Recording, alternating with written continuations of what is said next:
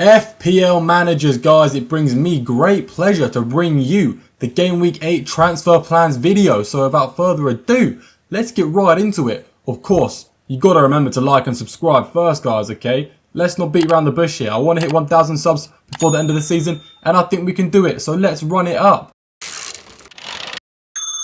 Now, looking at my Game Week results here from Game Week 7, guys, you see, it's a red arrow. Maybe I don't deserve your subscribe, maybe I'm not good at the game. But I will have you know the 2 transfers I made were fantastic. You see, I only got 3 players with returns on my team, and 2 of those I only just brought in. So I really saved myself this game week, guys. I nearly rolled the transfer and just kept Salah and Eze in my team, which was a total of what, like 4 or 5 points. With these 2, I managed to get a combined total of 18, which is a positive of like 13 or 14, guys. That is huge for me, and it shows that I'm a fantastic FPL manager. For the red arrow, we can only blame one man. It is the 15.4 million striker that has blanked 2 games in a row. I don't know what he's doing to me, but he's given everyone without Haaland a fighting chance this season, and it's really getting on my nerves. In fact, I just checked earlier, and it turns out that Palmer is now on the same amount of points as Haaland, meaning Haaland is nowhere near way ahead of the crowd like he was a couple game weeks ago.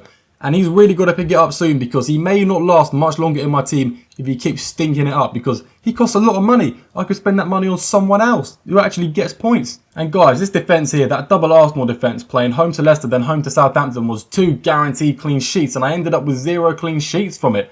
Flecken still not getting me a single goalkeeper return, the exact same as last season, where I think I ended with 2 goalkeeper returns in the space of 38 game weeks. So it's a repeat of last season in that sense. And Gavardio was also letting me down because for some reason Man City always concede 1 goal, and I just don't get it. And before I finish talking about the team, we'll end on a positive note, because I'm still a huge fan of Chris Wood. I'm so glad I chose him over Muniz at the beginning of the season. Really still my favourite player in this team, because he somehow always manages to get a goal every other game, and I'm just so happy with him. So yeah, Chris Wood, much love goes out to you, my friend. You really saved my game week. Now guys, going into the current team for Game Week 8, we are going to sell Semenyo, guys. He's the only player that I want to get rid of. A few tough fixtures, and I've got a lot of money in the bank to sell him for. I think I've got 4.7 million. So I can sell him for almost anyone in the game, any midfielder except Palmer or Salah.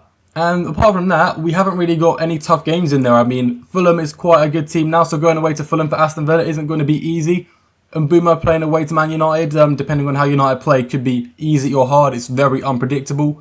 But once again, guys, the defence is looking good, and I'm really hoping this time it can actually bear me the fruits of a clean sheet for once, because these guys have just been letting me down non-stop, and I'm not going to transfer them out before a good fixture. It's just not going to happen. Maybe next game week when the Arsenal fixtures get bad, I may have to beat one of them out, because I'm losing a lot of patience with them, guys, to be completely honest. And as you can see, guys, Amad Diallo is making an appearance off the bench, the first time in a while. Now, with Amad Diallo, guys, he's playing home to Brentford, and Brentford have not been great this season. Even when they score a lot of goals, they also concede a lot of goals. So for an attack playing home to Brentford, that is a very good fixture.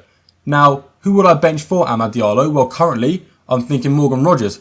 I was choosing between Rogers and Mbeumo until I realised that benching Rogers was way more obvious, because first of all, well, they're both playing an away game, except Fulham this season are better than Man United, so that's 1 point to Mbeumo already. On top of that, while Rogers is good for his price, I mean, Mbeumo is a much better asset in general, which is another point for Mbeumo. So right now, I'm sat with Morgan Rogers on my bench, but I could hear team news where Amad Diallo isn't starting, and if that is the case, then I will change my mind. But for now, Morgan Rogers is going on the bench, which I'm not too happy about, because his ownership is going to be very high, and if he gets those points while sitting on my bench, I'm going to be very unhappy with myself. But we'll worry about that at a later date. There's no real other talking points in this team. I mean, a lot of good green fixtures. I'm very happy with the way it's set up. But saying that, I was happy with the last 2 game weeks, the way they set up, and they ended up to be insanely disappointing. Well, one was a small green and this week was a small red. So I'm hoping this one can actually go well for me and actually, go as planned. But who knows at this point? FPL has been insanely unpredictable, and it already is unpredictable, but this season it's been way worse. So moving on to the potential transfers now, you guys are going to laugh me out of the room. I mean, I can afford a player like Bukayo Saka, but I'm choosing between Bruno Fernandez and Brennon Johnson. And guys, I'm going to tell you why. First of all, Saka has 1 good game, then 3 insanely hard games until Game Week 12. And Game Week 12 is when I plan to wildcard, so I don't really have a need to bring in Saka, just for 1 game week, and then he plays Liverpool. It's just not a good idea. So the expensive players aren't really, in my mind right now, because Son is injured and Palmer and Salah are too expensive. And a lot of these other high to mid-priced midfielders, they're not actually that good, or they don't have very good fixtures. So why am I looking at Bruno Fernandez? Well guys, I'm going to tell you why. We're looking at the next 4 game weeks specifically because after that is when I plan to wildcard in game week 12 like a lot of other people are going to do. Now, I know Bruno's been a bit stinky lately, and when we look at the expected data as well, you're going to find out it's not that good. I mean, you probably already knew it without even looking. But Bruno Fernandez has really good next 4 game weeks, and we cannot forget he is on penalties for Manchester United, and he pretty much, when he plays well, which he normally does, he does everything for them. So it could be a decent transfer to make, and I've got the money for it, so why not do it? In fact, we'll pull up his stats now, then we'll talk about Brennon Johnson. Now look at Bruno Fernandez here guys, the expected data is low, but the fixtures are very good, and I'm going to ignore the expected data if I do make this transfer because Manchester United as a whole have not been good. It's not like Bruno is like falling out of place and he's not as crucial as he once was.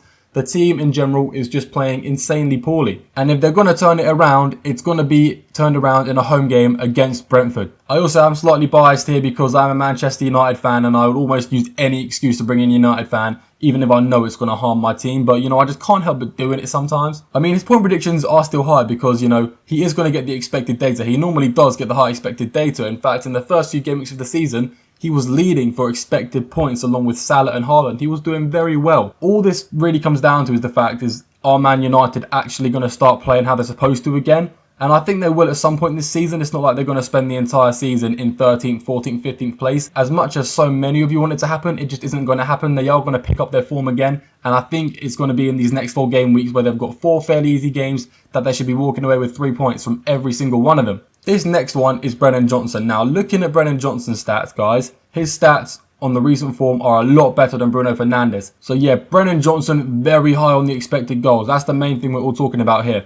Towards the end of last season and even early this season, he was still getting the expected goals, but he was missing chance after chance. I think he got to a point where if you include the first couple of games of this season and the last few games of last season, he had over 5 expected goals, but 0 goals scored from it, that was insanely worrying. That's why I've always stayed away from him. But looking at the stats now, he's actually overperforming the expected goals.